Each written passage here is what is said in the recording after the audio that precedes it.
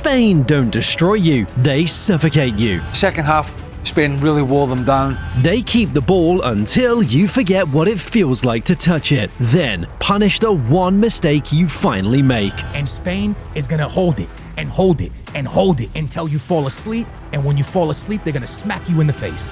Just ask Portugal. 90 minutes of frustration, one moment of brilliance. World Cup over.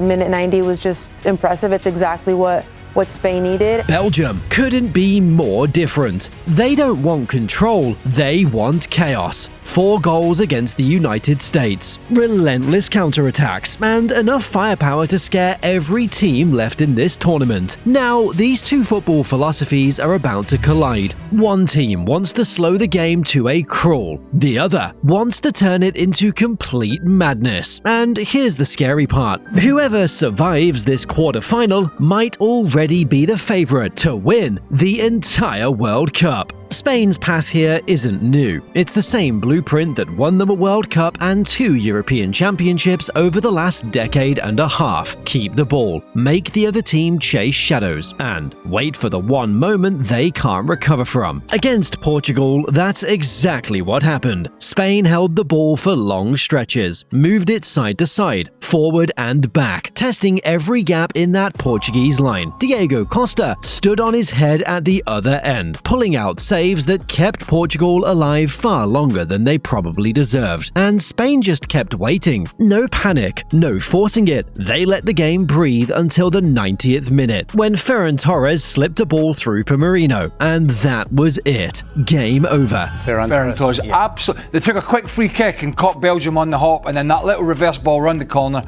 And then all he has to do, it's a big moment because the game's looking like it's going to go to extra time, and it was a wonderful finish to give the best team in the day the pathway to the quarter-final. Here's the thing people miss about that performance. It wasn't Spain's best football of the tournament. It wasn't even close to their best, but it might have been their most mature. Anyone can look good scoring 4 against the team that's already beaten. It's harder to sit on nothing for 89 minutes and still trust the process enough to find the winner when it matters. That's what Spain showed against Portugal. Patience under pressure, with the whole country watching. But Spain left it late to beat Portugal 1-0 in a snooze fest. Wow. In Dallas, it was awful. Now pivot hard, because Belgium played a completely different game. Forget the old narrative that's followed this squad for years, the one about a golden generation getting old, running out of gas, one final tournament too many. Belgium just put 4 goals past the USA and made it look simple. Early goal, and the Americans never recovered from it. Bonds and punishment on the pitch.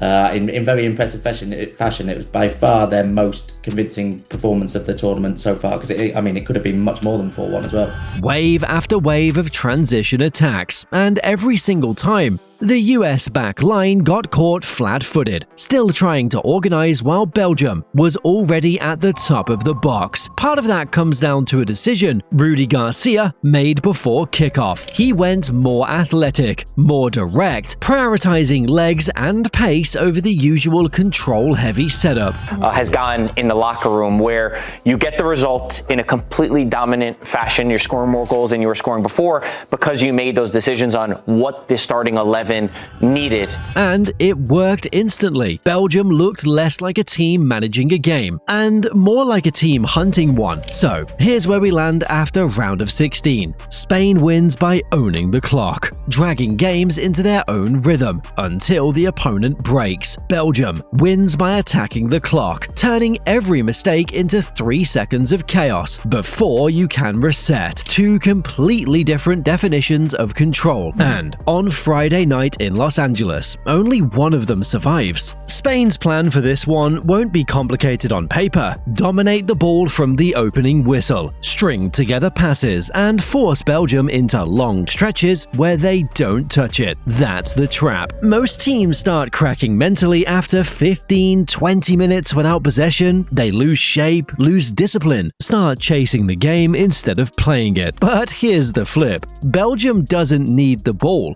They need 3 seconds and 1 mistake. Look at what happened to the USA. 1 loose touch in midfield, 1 turnover in a spot that should have been safe, and Belgium was already at the top of the box before the defense could turn around. That's not a fluke. That's the identity of this team right now. They're built to punish exactly the kind of possession football Spain wants to play, and that creates Spain's biggest risk in this match. To keep the ball moving and control tempo, their fullbacks have to push high, sometimes dangerously high, leaving the exact space behind them that Belgium's front line has been feasting on all tournament. 1 misplaced pass in that zone and Spain isn't dealing with a mild scare. They're dealing with a 2-on-1 against a back line that suddenly has no cover. That's why the midfield battle might decide everything here. Spain wants to slow the game down, recycle possession, and wait for gaps to open naturally. Belgium wants the opposite: win the ball back high and go vertical immediately. No wasted touches, no unnecessary passes sideways. Whoever wins that fight over who actually owns the ball in midfield decides whose game this becomes. If Spain locks that battle down, Belgium spends long stretches defending and chasing. If Belgium disrupts it through pressing and quick turnovers, this match turns into exactly the kind of open, chaotic game Spain has avoided all tournament. There's also a threat here that Spain simply hasn't faced yet. Every cross, every set piece, every ball into the box against Belgium comes with a physical presence and aerial strength that's different from anything Portugal brought. Portugal tried to break Spain down with combinations and technical quality in tight spaces. Belgium doesn't need combinations. They need 1 cross, 1 flick on, 1 moment of physical dominance in the box. So here's the trade-off Spain is walking into: control the ball, control the tempo, and you create the conditions to eventually break a defense down.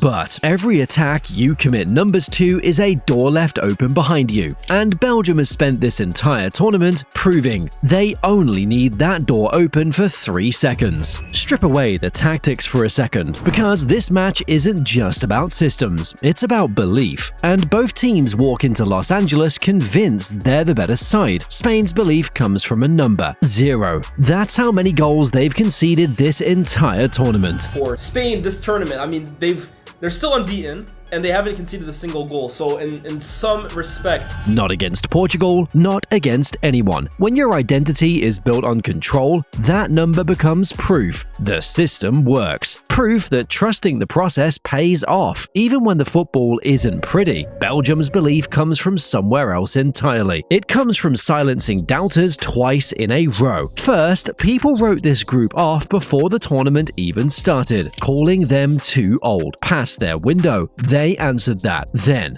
they walked into the round of 16 and treated the USA like an afterthought. 4 goals, total command. That's not a team playing with pressure. That's a team playing with a chip on its shoulder and nothing left to prove to anyone but themselves. And here's what makes this one different from a normal quarter-final: neither side fears the other. Spain isn't scared of Belgium's pace. Belgium isn't scared of Spain's possession. That mutual confidence, it's exactly why this doesn't feel like a formality heading in. It feels like 2 teams that genuinely believe the trophy runs through them. So, ask the question directly: can Spain's back line, built for control, built for patience, actually survive opponents who are fast, physical, and running in behind them the entire night? And on the other side, can Belgium, a team that lives off broken plays and turnovers, actually generate enough when the opponent refuses to give the ball away in the first place? Neither question has an easy answer, and that's the weight sitting on top of this match. This isn't just a quarterfinal anymore. Whoever wins this walks out of Los Angeles looking like a genuine favorite to lift the whole trophy.